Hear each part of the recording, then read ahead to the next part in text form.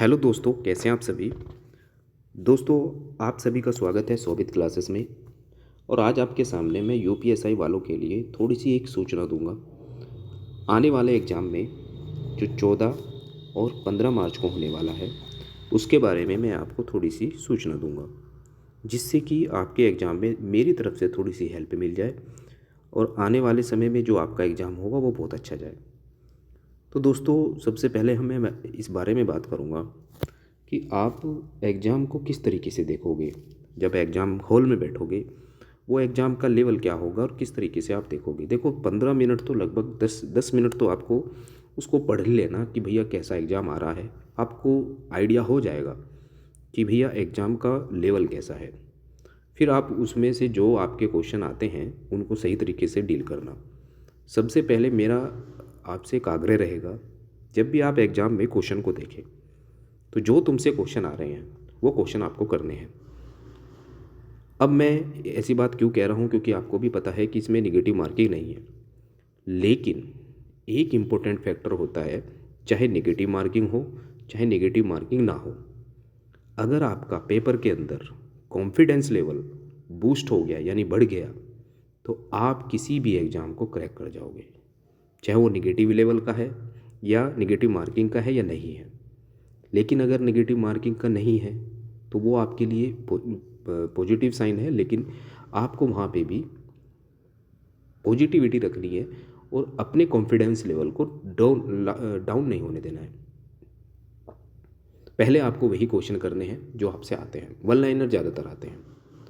और रही बात स्टेटमेंट वालों की कि स्टेटमेंट में क्वेश्चनों को कैसे डील करें, मैं थोड़ी सी बात आपको बताता हूँ। दोस्तों देखो, जब भी स्टेटमेंट आप पढ़ो तो उनमें कुछ की पॉइंट्स होते हैं, जैसे केवल, जहाँ पे भी क्वेश्चन में केवल लिखा होगा या सभी लिखा होगा या कुछ लिखा होगा, ये क्वेश्चन 99% गलत होते हैं। ये स्टेटमेंट 99% गलत होते हैं। तो आपको वो सबसे पहले देखने हैं, वो बाद में करने हैं स्टेटमेंट वाले क्वेश्चन, क्योंकि वन लाइनर को पहले आपको क्वेश्चन को करना है। ये सब जानते हैं कि पहले हिंदी, सभी स्टूडेंट हिंदी ही करेंगे, सभी कैंडिडेट हिंदी करेंगे पहले। और हिंदी के लिए आपको वन लाइनर में क्वेश्चन में ज़्यादा आते हैं, तो पहले आपको हिंदी निपटा लेनी है। उसके बाद आप करोगे जीएस। जीएस में आते हैं स्टेटमेंट के क्वेश्चन।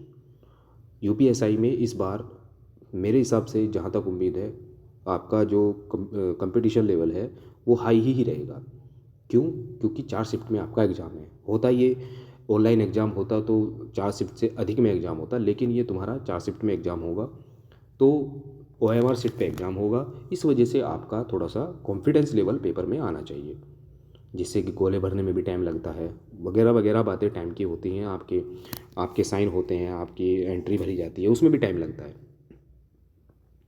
तो बस आपको मैं इसलिए बात बता रहा हूँ कि जो स्टेटमेंट वाले क्वेश्चन हैं उनको थोड़ा सा ऐसे डील करके चलिए जिससे कि आपका कॉन्फिडेंस लेवल लो ना हो। और जो ये मैं आपको बात बताई है कि केवल या सभी जिसमें लिखा हो, केवल लिखा हो या कुछ लिखा हो या सभी के सभी कुछ ऐसी बातें लिखी होती है स्टेटमेंट में, वो हमेशा गलत होते हैं क्वेश्चन। वो हमेशा स्टेटमेंट गलत होते हैं, तो उनको सबसे पहले आपको हटा देना है, जिससे कि आपका आंसर आ जाए। दूसरी बात दोस्तों, कि जब आप एग्ज़ाम में देखते हैं कि 1 घंटा हो गया, पहले तो आपको 1 से सवा घंटे तक पूरे पेपर में को हाथ निकाल लेना है। सारा पेपर एक बार आपको करना है पूरा तरीके से। ये मत लेके चलना कि मैं 1 से लेके चला तो 20-30 तक जितने तक जाते होते जाए। नहीं, आपको जो आ रहे हैं पहले वो करने हैं, क्योंकि उससे आपका कॉन्फिडेंस लेवल बढ़ जाएगा। ठीक है। और दूसरी बात, आपको ये भी बात ध्यान रखनी है कि आप ये समझ के चलिए कि इसमें नेगेटिव मार्किंग है। अगर आप ये समझ के चलेंगे तो आपका क्वेश्चन और अच्छे से होते चले जाएंगे।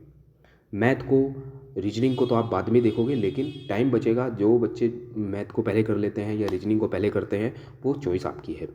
लेकिन हिंदी को पहले करेंगे और फिर उसके बाद जीएस करना, फिर उसके बाद आप रीजनिंग करना, फिर लास्ट में मैथ देखना, क्योंकि मैथ के क्वेश्चन जो होते हैं वो बड़े स्टेटमेंट वाले भी आ जाते हैं। तो आपको ये बातें ध्यान रखनी है। दोस्तों, वीडियो कैसा लगा आप मुझे कमेंट बॉक्स में ज़रूर बताइएगा। थोड़ा मेरा सजेशन था, और आप भी अपना पॉइंट ऑफ व्यू अपने कमेंट्स में बता सकते हैं कि आपको क्या प्रॉब्लम फेस हो रही है अभी। वैसे तो अब आपको पढ़ने की ज़रूरत नहीं है, कल कल का दिन आपका बीच में है। और आपका एग्ज़ाम है 14 को 15 को, जब भी एग्ज़ाम होगा आपका 2 दिन में आपका एडमिट कार्ड भी इशू हो गए होंगे, ये बात ध्यान रखनी है। ऑल द वेरी बेस्ट आपको सभी को। थैंक यू दोस्तों।